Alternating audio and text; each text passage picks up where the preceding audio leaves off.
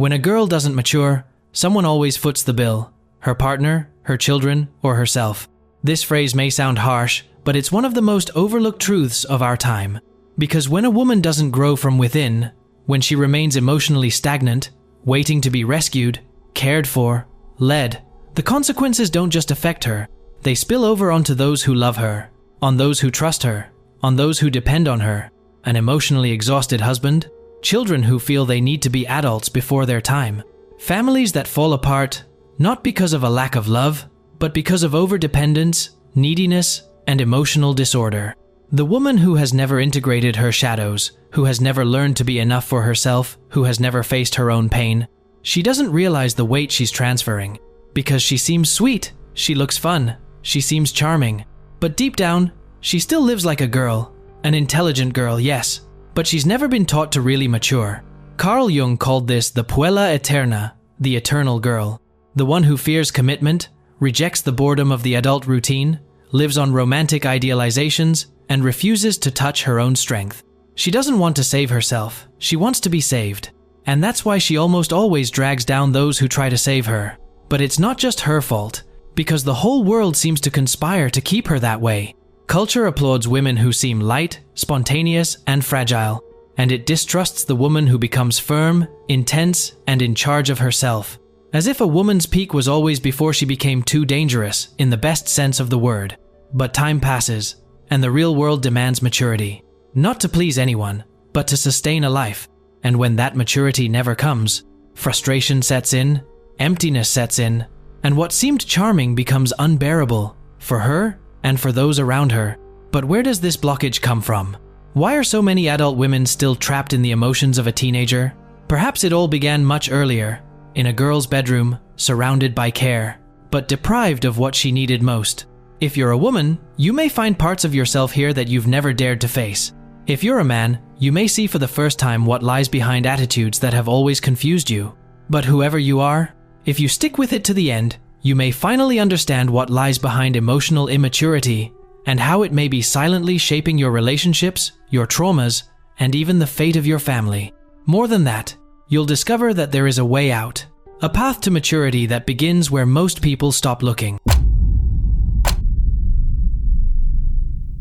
She wasn't neglected. On the contrary, she was cared for, protected, spoiled even. She was given everything she needed, except what mattered most, the right to grow inside. While her childhood seemed safe and loving, behind the sweetness there was a subtle structure that prevented her from becoming whole. She was loved, yes, but she wasn't prepared for life. She was protected from the world, but also from herself. How many girls grow up like that, surrounded by affection, but deprived of autonomy? Daughters who don't make decisions, they just obey. Who don't face difficulties, only get rescued. Who don't learn to fall because they are never left alone long enough to try to walk. It sounds like care, and in a way, it is. But it's also a kind of control. A love that says, you're too precious to make mistakes, but which unwittingly teaches her that she's too fragile to decide. Carl Jung said that the ego is strengthened by confronting reality. It is by falling, making mistakes, and being frustrated that the psychological self learns to exist. But when a child's every move is monitored, when every problem is solved before they even realize it exists, the ego doesn't mature, it just adapts. And so, this little girl grows up, but she grows up inside a bubble. She learns to be kind, but not to take a stand. She learns to ask for help, but not to trust her own judgment. She learns to please, but never to contradict. And one day, she reaches adulthood, in nåden and i flash, with a diploma in her hands, a good job, a confident appearance, but with an emptiness she can't name. Because all her achievements have a strange flavor. They're beautiful on the outside, but they're always based on the expectations of others. She knows how to do what is expected of her, but she doesn't know what she wants for herself. This woman seems mature. She pays bills, drives, interacts socially with ease. But inside her lives a little girl frozen in time. A part of her that expects approval for every choice she makes, that needs someone wiser to decide for her, that is afraid of making mistakes on her own because she has never had the right to make a real mistake. And what is most cruel, this childish part is not recognized as a problem. She is seen as cute, careful, delicate. The world rewards them for this. But real life doesn't work with symbolic rewards. Life demands action, direction, responsibility. And that's where everything comes to a standstill. Because this woman, who grew up without autonomy, enters relationships as she did in childhood, waiting for someone to guide her, not out of laziness, but because she never learned to trust her own internal compass. She transfers emotional leadership to the other person. She expects her partner to decide, her friends to validate her, the world to tell her who she is. A woman who hasn't matured emotionally doesn't realize that she's trapped because her prison is comfortable. She doesn't feel like she's in prison. She feels protected. And all the while, her true strength remains there, dormant, because she doesn't know that strength is earned. She believes that strength is something that some people are born with, and that's not her case. But it is. It's everyone's case. But to access this strength, you have to lose your fear of pain. You have to face the world without emotional cushions. You have to accept that growing up hurts. That to mature is to be disappointed by others and by yourself, and still go ahead with your decision. But when pain has always been avoided, a woman grows out of her skin. Any friction becomes a wound. And then, by instinct, she goes back to looking for a father, a guide, a protector, someone to save her from herself. And this is the first knot of female immaturity. The woman who has grown up, but hasn't become an adult. She occupies the role of an adult, but with the soul of an eternal daughter. And when she gets into a relationship, she's not looking for a partner, she's looking for a savior. A partner who carries her fears, her doubts, her decisions. A love that comes ready-made, that solves everything, including what only she can face. And here begins the most dangerous part, because this type of woman can attract the exact opposite of what she needs. Someone who takes advantage of her fragility, or worse, someone who treats her like a child, and she accepts it, because it's the role she knows, the role in which she has learned to feel safe. But no woman flourishes being treated like a daughter. No love is sustained by the imbalance between those who care and those who are cared for. And what's worse, no woman is fulfilled by living as a supporting player in her own life. This is the first wound we need to face. And maybe it didn't start in adulthood.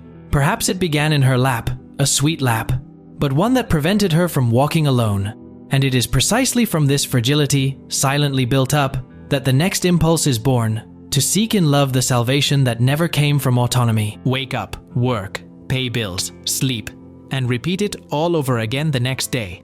Life goes by like this, and one day you realize that time has slipped away. Dreams were postponed. Opportunities went unnoticed. This happens because no one ever taught you how to see the game of life the right way.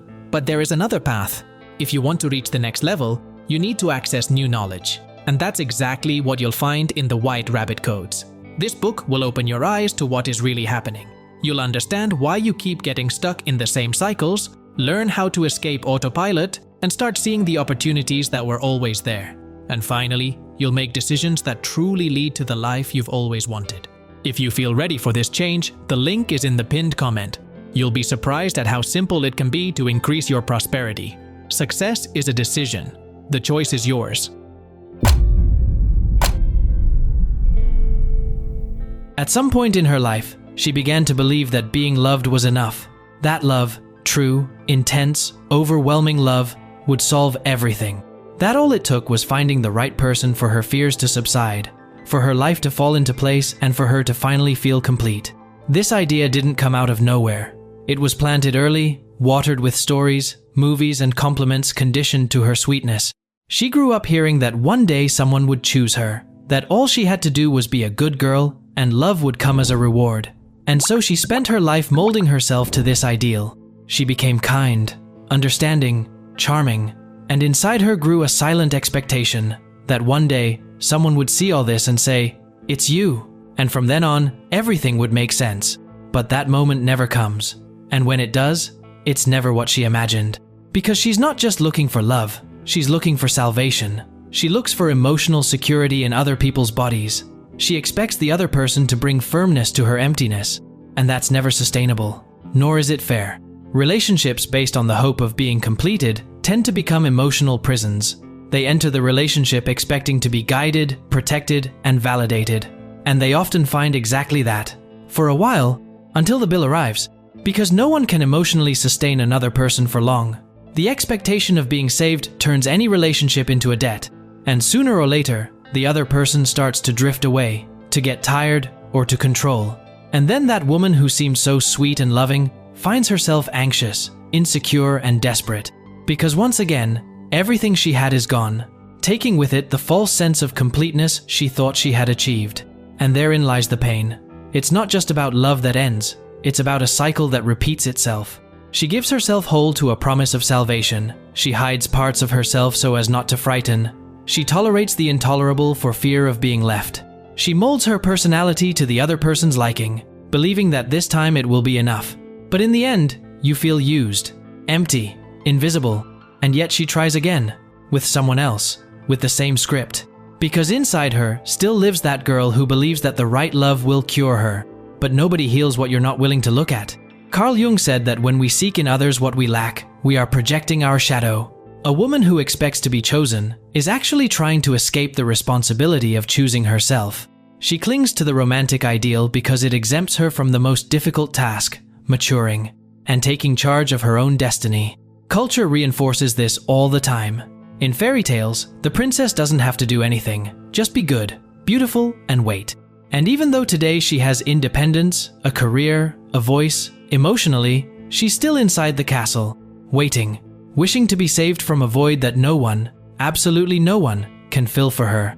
And the cruelest thing is that this woman, with all her love to give, her sensitivity, her depth, offers herself to the world in pieces, because she doesn't know that she was born whole. She's always trying to deserve someone's love, when, in fact, she should be asking herself why she still refuses to love herself with the same intensity.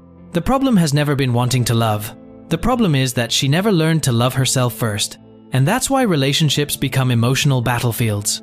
Not because of a lack of love, but because of excessive expectations. She doesn't just want someone. She wants someone to validate her, justify her, define her. But this comes at a high cost. Because every time she abandons herself to be accepted, she dies a little inside. And over time, that pain turns into bitterness, cynicism. She starts to think that love is the problem, or men, or the world.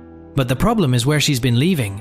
And the most liberating and scariest truth is that no one is coming. There is no prince, no mentor, no magic answer. There is only one way out, to look inwards and rescue what has been lost along the way. But this rescue requires courage. The courage to touch the part of yourself that has been rejected, in strength, in ambition, in anger, independence. Everything that has been called ugly, wrong, too much. Everything that has been pushed into the shadows. And it is precisely in this dark and powerful territory that the key to true maturity lies. Some women aren't afraid of being weak, they are afraid of being strong. And this fear is not born by chance. It is carefully cultivated throughout life, often from childhood, by a culture that insists on rewarding the feminine when it is discreet, restrained, and easy to deal with. From an early age, a girl learns that there are parts of herself that are welcome, gentleness, empathy, a soft smile, and others that must be hidden, her anger, her ambition, her independence. Little by little, she shapes her identity to fit what is expected of her. And what doesn't fit into this idealized image, she learns to silence, to repress it so deeply that, over time, even she forgets it ever existed. Carl Jung called this repressed territory the shadow. Everything we were taught to reject in ourselves, not because it was bad, but because it threatened the comfort of others. And for many women, the shadow contains not vices, but virtues. It is in the shadow that their strength lies, your assertiveness, her own voice, the impulse to say no without guilt, to desire without asking permission, to impose yourself even though you know it might be unpleasant. But this impulse, however legitimate, has not been authorized. It has been labeled selfish, rude, and cold.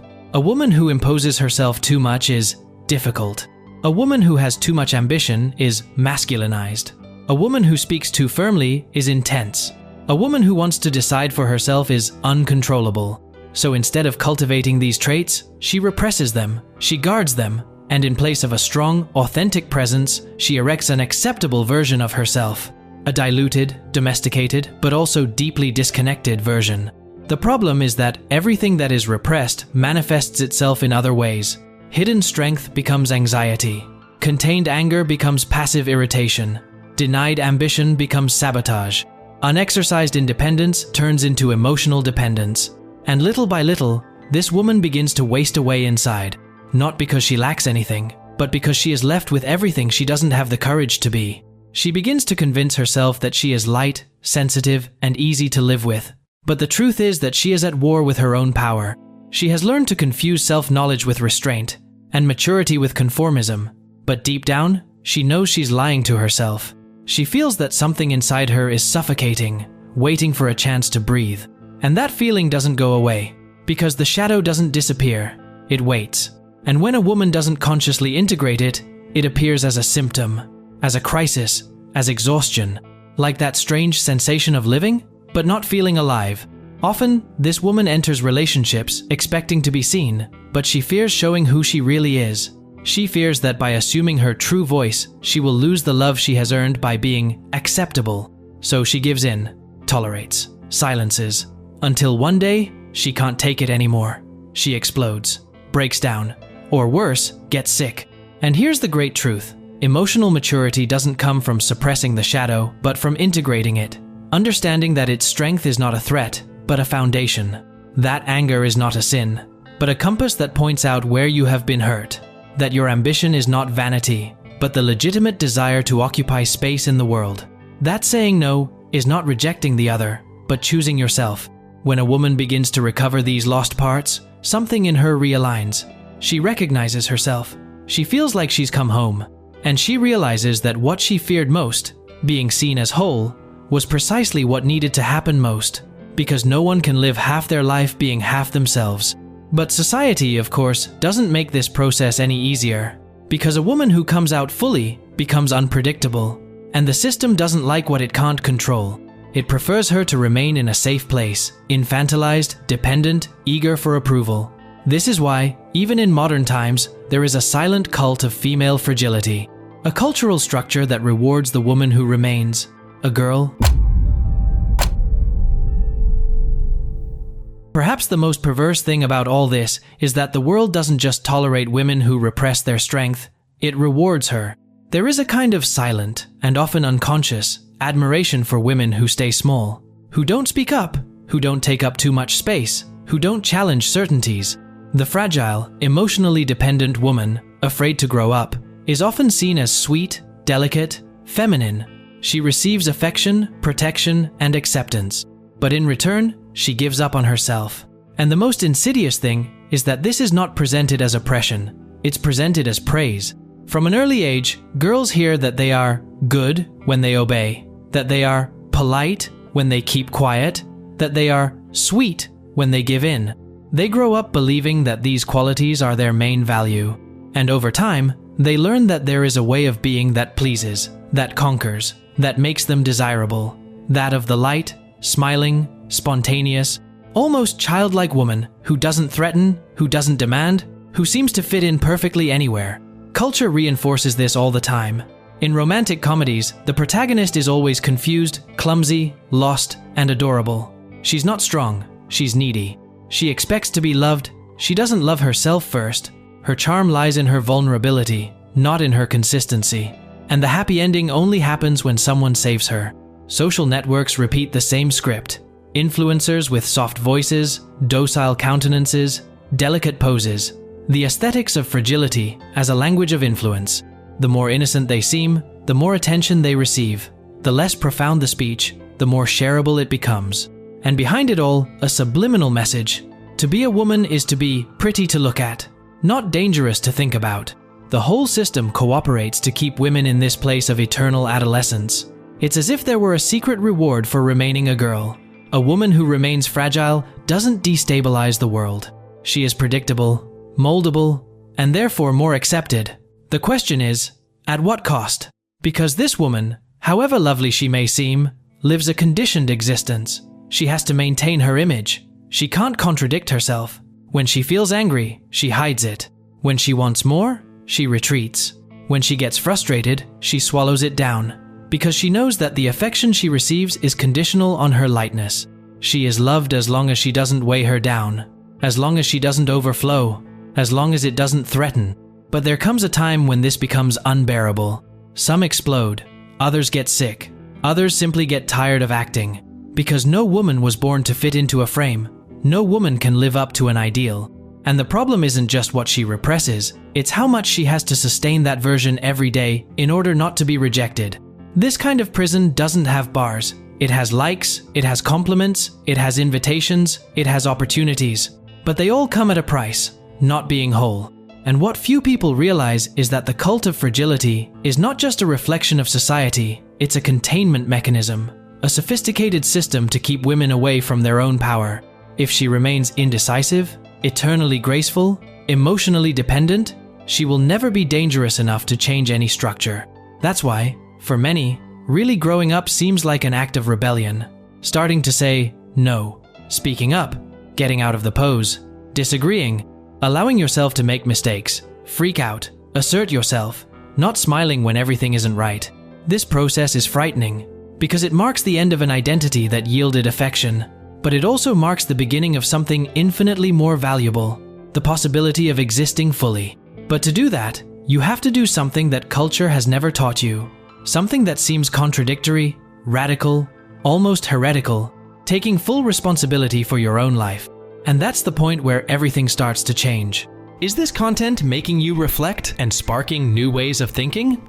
If so, click the super thanks button just below the video. It's a way to say thank you and help me bring more content like this to those who need to reflect on life.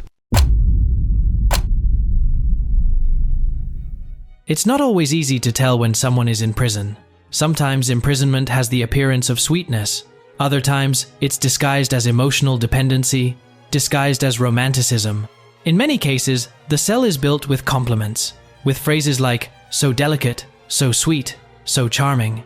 But behind this facade lies an uncomfortable truth. There is a life being lived by halves. While some observe from the outside and wonder why she always seems lost, why she repeats the same mistakes, why she sabotages what she wants, what is actually happening is an internal conflict. Not visible, but deep. It's the battle between the woman the world has rewarded for being fragile and the woman she could become if she accepted the responsibility of being whole.